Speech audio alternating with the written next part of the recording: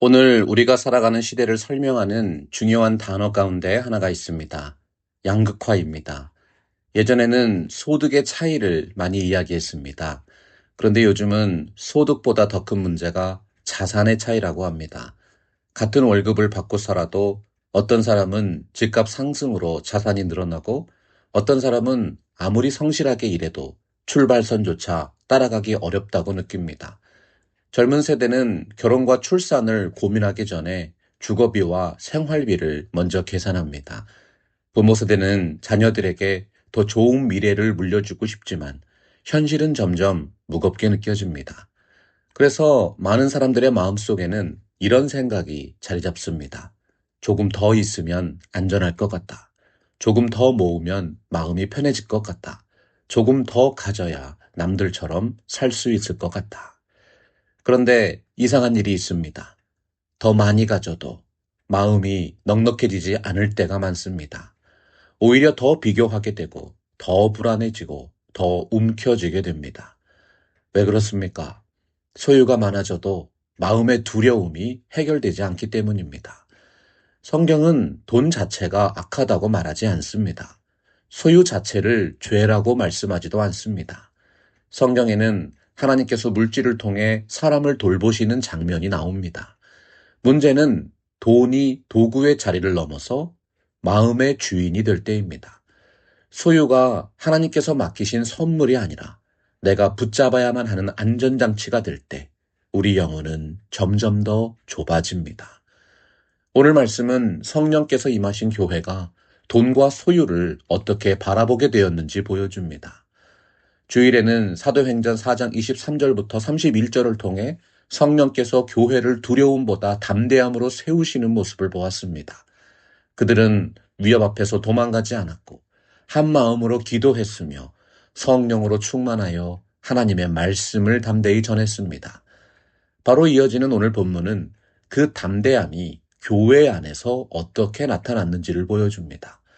성령은 우리를 밖으로 보내시는 분이실 뿐만 아니라 우리 안의 질서를 새롭게 하시는 분입니다. 성령은 우리의 입술만 담대하게 하시는 것이 아니라 우리의 손도 열리게 하십니다. 성령은 복음을 말하게 하실 뿐만 아니라 복음에 합당한 삶을 살게 하십니다. 오늘 말씀 32절입니다. 믿는 무리가 한 마음과 한 뜻이 되어 모든 물건을 서로 통용하고 자기 재물을 조금이라도 자기 것이라 하는 이가 하나도 없더라.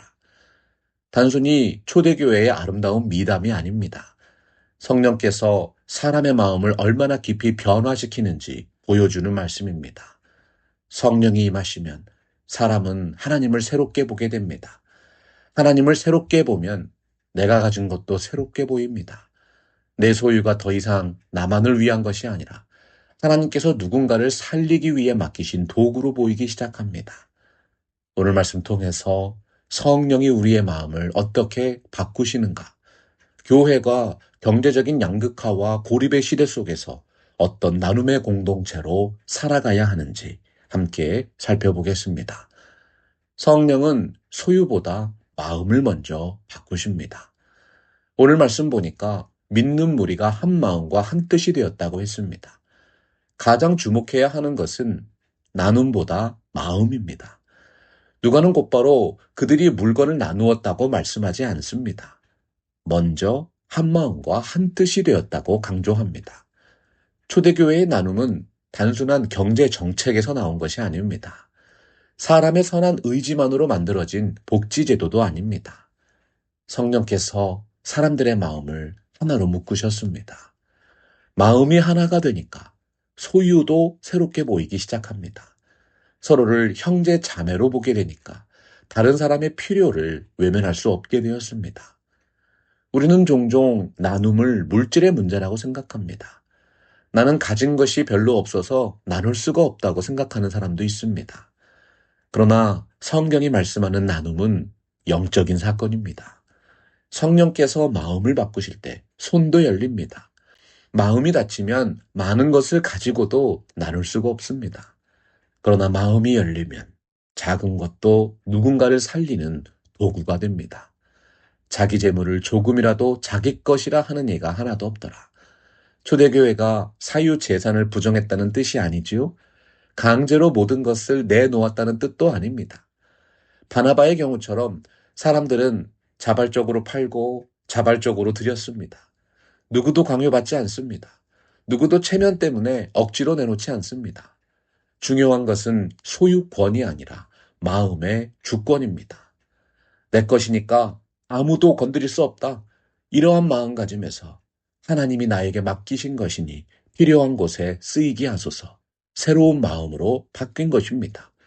소유를 포기한 것이 아니라 소유의 주인이 바뀐 것입니다.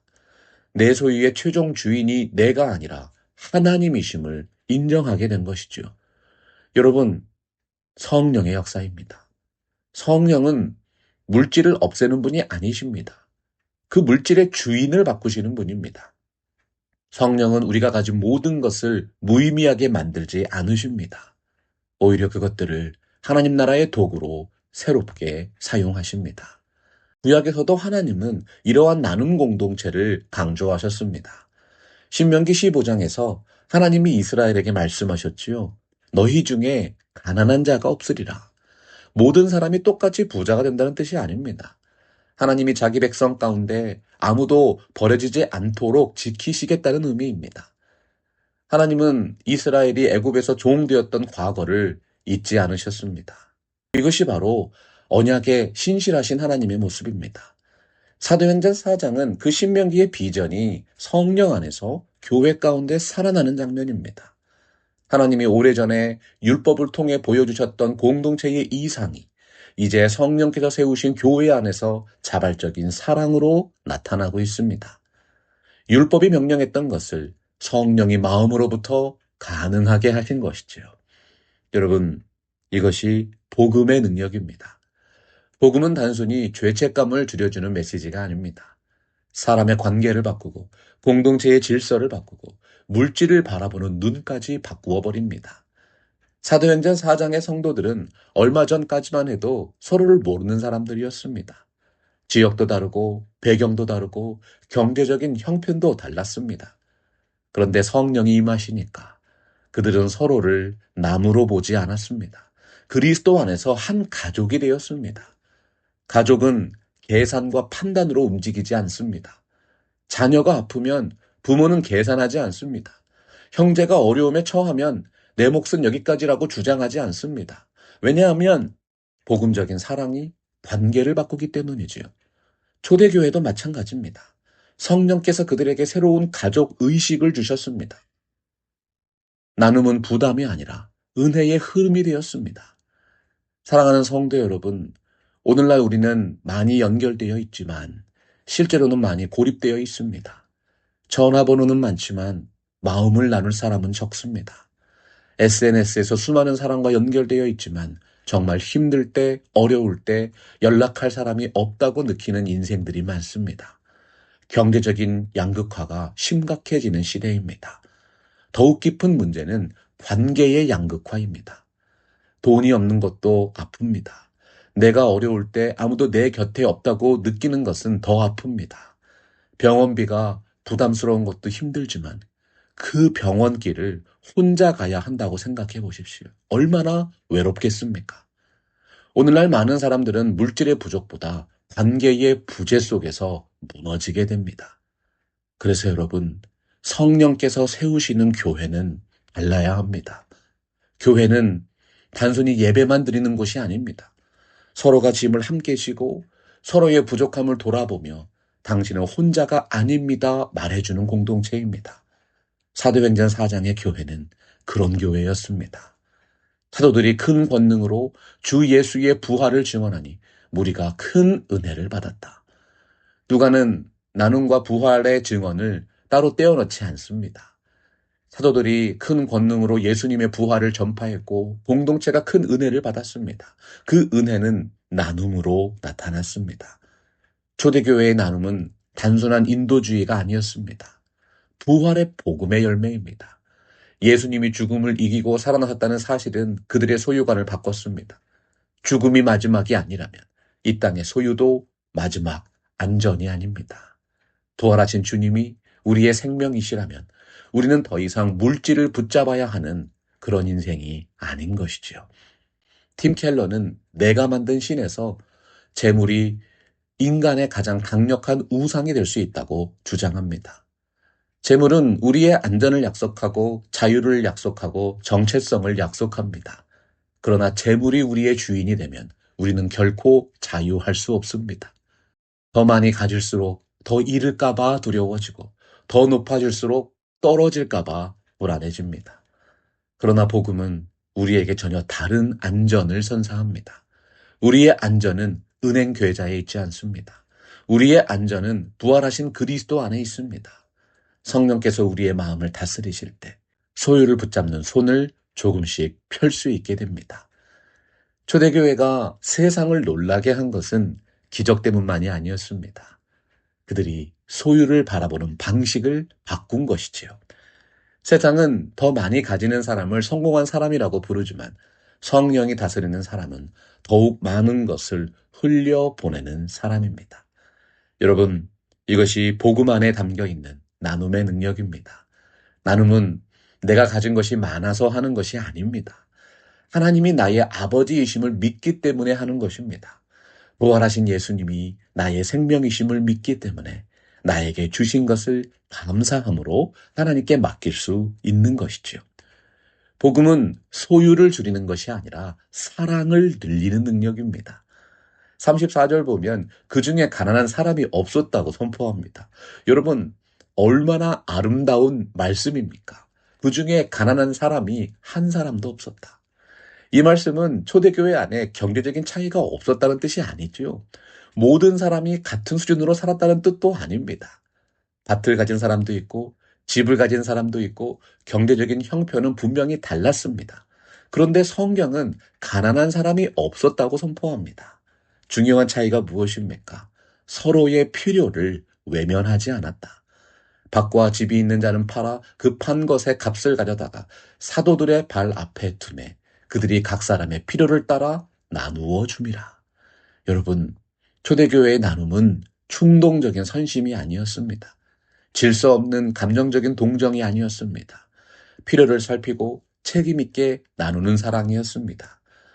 사도들의 발 앞에 두었다는 것은 개인적인 과시가 아니라 공동체의 질서 안에서 나눔이 이루어졌다는 뜻입니다. 성령이 만드시는 나눔은 무책임한 낭비가 없습니다. 사랑은 질서 가운데 행사됩니다.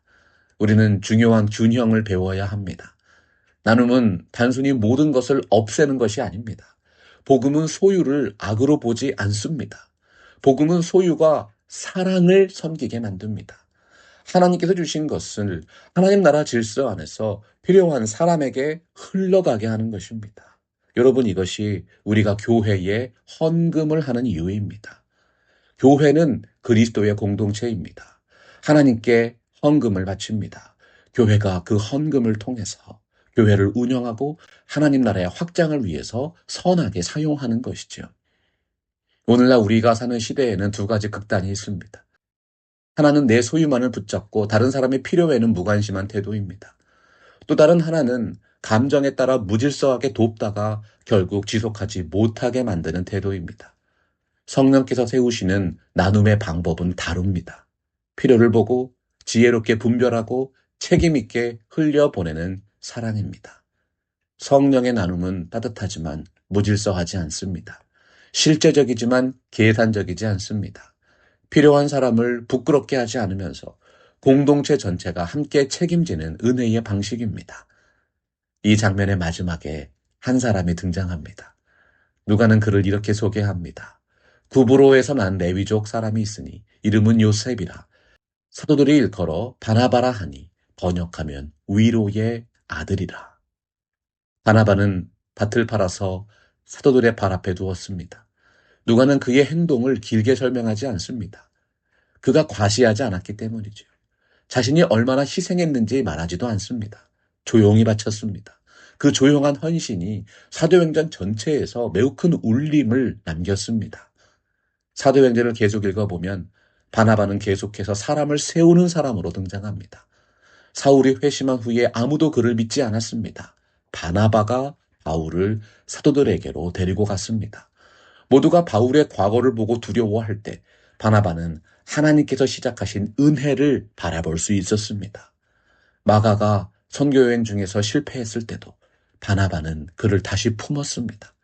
바울이 더 이상 함께 가기 어렵다고 판단했지만 바나바는 마가에게 다시 기회를 주었습니다. 여러분, 신약 성경에서 제일 처음 기록된 말씀이 마가복음입니다. 바나바가 없었다면 마가복음은 기록될 수 없었을 것입니다. 바나바는 돈만 나눈 사람이 아니었습니다.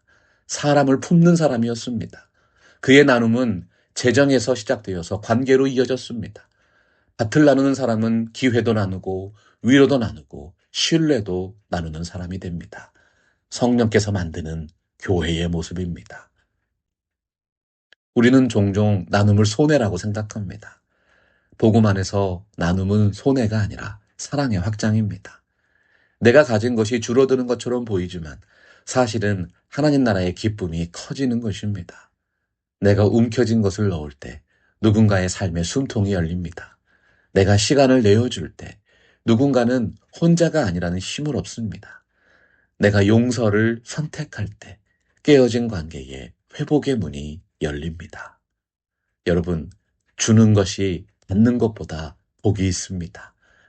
단순한 도덕적인 격언이 아닙니다. 성경 말씀입니다. 예수님의 삶 자체였습니다. 예수님은 우리를 위해 자신을 내어주셨습니다. 하늘의 영광을 내려놓으시고 종의 형체를 입으시고 십자가에서 자기 생명을 내어주셨습니다. 우리가 그 나눔 때문에 영생을 얻게 되었습니다. 그리스도인들의 나눔은 단순한 선행이 아니라 복음에 대한 응답입니다. 오늘날 우리 교회도 그런 공동체가 되기를 원합니다. 상처 입은 사람이 위로를 받고, 외로운 사람이 가족을 만나고, 부족한 사람이 부끄러움 없이 도움을 받고, 받은 사람이 다시 누군가를 섬기는 은혜의 흐름이 있는 팜스프링스 개혁 장로교회, 하나님이 축복하신 성령의 교회가 되시기를 예수 그리스도의 이름으로 축원합니다. 말씀 앞에서 경외함으로 주께 홀로 섭니다. 생명의 말씀 읽고 순종해 주를 예배합니다. 기록된 말씀 힘이 있어서 진리로 우리 거룩해 하며 거룩한 말씀 세세 영원히 복음이 되어 말씀하시